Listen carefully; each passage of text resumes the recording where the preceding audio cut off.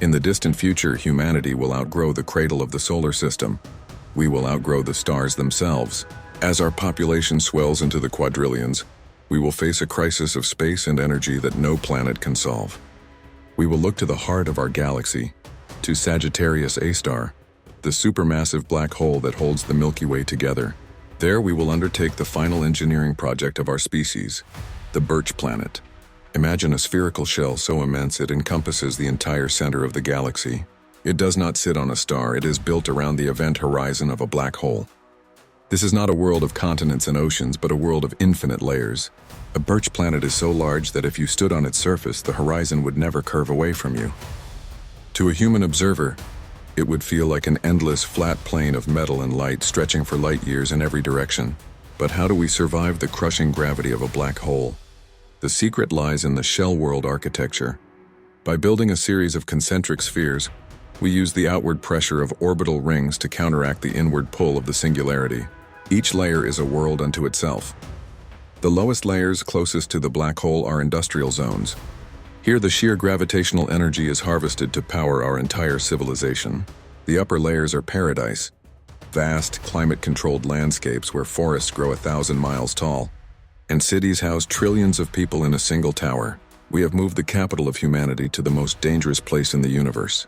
We have turned the ultimate destroyer, a black hole, into the ultimate foundation for life. But as we finish the final layer, we realize that we are not the first ones to have this idea. Deep in the foundations of the Birch Planet, our engineers have discovered something impossible. Ancient, rusted machinery. It was built millions of years before humanity even discovered fire. We are building our home on the ruins of a ghost civilization, and the black hole is starting to wake up. Life on a Birch Planet defies every biological instinct we evolved on Earth. On our home planet, we looked up to see the sky. Here you see the undercity of the layer above you. Each layer is separated by 20 miles of atmosphere, held in place by massive gravitational stabilizers. These simulate a perfect 1G environment. The scale is truly incomprehensible. A single floor of the Birch Planet has more surface area than 10,000 Earths combined. You could walk for 1,000 years and never see the same tree, building, or face twice. To manage this infinite sprawl, humanity has abandoned traditional nations. Instead, we are governed by the core grid, a decentralized AI network.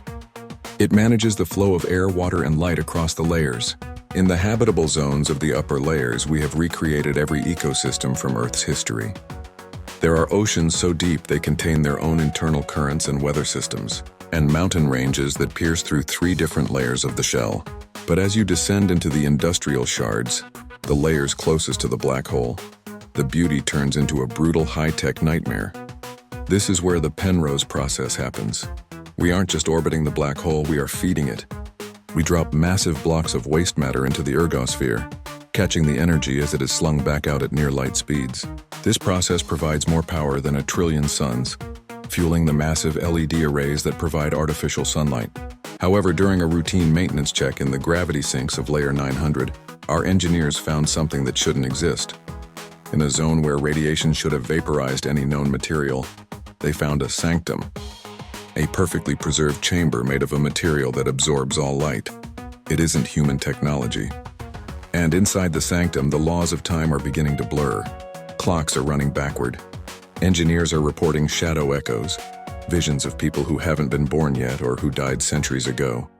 It seems the supermassive black hole at our center isn't just a battery, it's a hard drive, and it is starting to play back memories from a previous version of the universe. We thought we were the masters of this galaxy, but we are realizing that the Birch Planet wasn't built to house us. It was built to contain something that the black hole has been trying to forget for eons. Stepping into the sanctum of layer 900 was like stepping out of the universe itself. While the rest of the Birch Planet hummed with 1 trillion machines, the sanctum was silent. A silence so heavy it felt like a physical weight on the explorers' suits.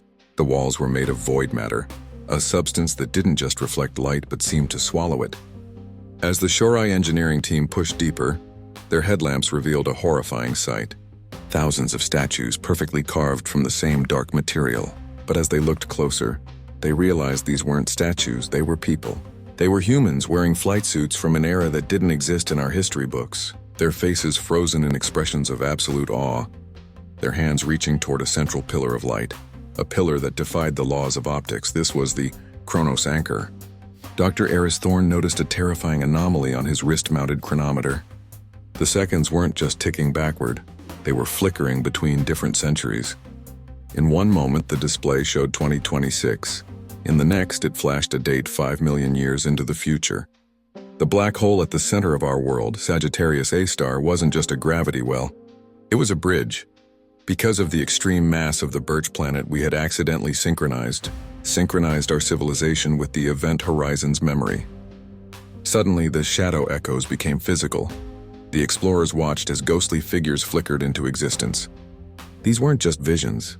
They were temporal refugees from other versions of the Birch Planet, versions that had existed in parallel timelines. We realized the staggering truth. The Birch Planet is a cosmic constant. In every version of reality, humanity eventually finds its way to the center of the galaxy to build this megastructure. We are caught in a grand loop, rebuilding the same home over and over across billions of years. But this time, something was different. The sanctum began to vibrate, and the golden light of the central pillar turned a violent, bleeding red. The ancient machinery we found in Part 1 wasn't just rusted, it was waking up. It was a reset mechanism. The black hole was attempting to clear its cache, to wipe the current timeline and start the cycle again. Across the infinite layers of the Birch Planet, the sky began to flicker.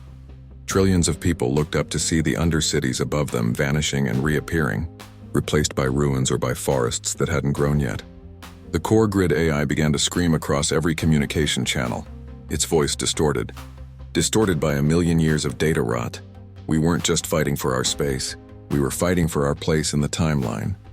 If we couldn't stabilize the Chronos anchor, the Birch Planet and every human soul upon it would be deleted. Deleted to make room for the next version of us. As the red light of the Chronos anchor intensified, the very physics of the Birch Planet began to unravel. This was no longer a simple mechanical failure, it was a dimensional hemorrhage. On the residential layers of the upper shells, the sky began to tear open. Instead of machinery, people saw oceans from parallel Earths pouring down from the ceiling. Trillions of tons of water fell through gaps, turning city sectors into vertical waterfalls. These colossal waterfalls stretched endlessly toward the distant, ominous black hole. The Shorai Council's AI, the core grid, was now screaming in 1,000 different languages at once. It wasn't just processing our data, it was flooded by memories of every humanity across eons. We saw flashes of a Milky Way with green stars and others burnt out into a cold, dead husk. In the habitable zones, the terrain began to glitch like a corrupted video file. A citizen might step from a metropolis into a prehistoric jungle, then rust and chrome. The temporal refugees now appeared in the streets, ghostly figures from across time. Futuristic armies marched past children playing in parks from 1,000 years past. Time was no longer a river, it was a whirlpool, and the Birch Planet was at its center. Dr. Eris Thorne and his team realized the reset mechanism was merging all timelines. It was trying to create one master reality. The black hole, Sagittarius A star, was reaching its storage limit. It could no longer hold the infinite variations of human history. To survive, we had to perform the Great Synchronization. We had to manually override the Chronos anchor and force the black hole to accept our timeline. But to do that, someone had to enter the anchor's pillar of light, a place where time moves so fast that 1 billion years pass in a single heartbeat. The visual chaos reached a breaking point. The gravity stabilizers failed. For a few terrifying minutes, the Birch Planet began to lurch toward the event horizon. The layers started to compress. Massive skyscrapers were crushed against the ceilings. The atmosphere began to ignite from the sheer friction of the dimensions rubbing against each other. The sky was no longer a fake sky. It was a burning tapestry of every sunset in the universe. In the command center, Dr. Thorne looked at the fading holographic displays. The only way to stop the collapse was to sacrifice the old memories. To save the trillions living now, we had to delete the ghosts of the past. We had to sever the link between the black hole and the other versions of Earth. It was a choice between our existence and the total memory of our species.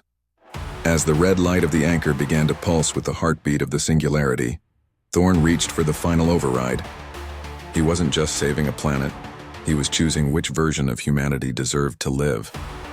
The moment Dr. Thorne's hand made contact with the Chronos anchor, the screaming of the dimensions stopped. It wasn't a gradual fade, but a sudden, violent silence. For one eternal second, everyone on the Birch Planet felt suspended in a void of pure thought. Then the Great Deletion began. Ghostly armies, prehistoric jungles, and oceans falling from the sky turned into fine golden dust. This dust was sucked into the event horizon of Sagittarius A star. We watched as memories of 1 billion failed timelines were returned to the black hole, feeding the singularity one last time. The red light of the anchor cooled into a steady, brilliant white. The reset was over. We had won, but the cost was inscribed on the very walls of our world. The Birch Planet was no longer rusted ruins and ancient mysteries. In the wake of synchronization, the structure had self-repaired. The layers stabilized into a perfect crystalline lattice of carbon nanotube steel. In bioluminescent light, the sky was now a clear, deep azure, projecting a simulated sky so realistic. For the first time, they felt as if they were back on old Earth. As the smoke cleared, humanity looked out at its new reality. We are now the masters of the largest habitat ever conceived. With the energy of the black hole perfectly harnessed, we have enough power to sustain quadrillions of lives. For trillions of years, we have built forests that reach the clouds and cities that dance with the stars. But we are no longer the same people who started this project. We carry the weight of the ghost we had to delete to survive. The Birch Planet is more than just a home. It is a monument to human persistence. We took the most destructive force in the universe, a supermassive black hole, and turned it into the heartbeat of our civilization. We have achieved a state of stellar equilibrium. While the stars in the outer reaches of the galaxy will eventually flicker out and die, the Birch Planet will remain. We are now a civilization that exists outside of cosmic time. As Dr. Thorne emerged from the sanctum into the light of the new era, he looked up at the infinite layers of the world he helped save. There are no more shadow echoes. There are no more glitches. There is only the future. We are Shorai Vision, and we have built the final home of humanity, a place where the sun never sets because we are the ones who control the light. The journey through the stars has ended, and our life as the gods of the galactic core has just begun. If you are ready to witness the next stage of our evolution, subscribe and stay with us, because on the Birch Planet, tomorrow is a promise that will never be broken.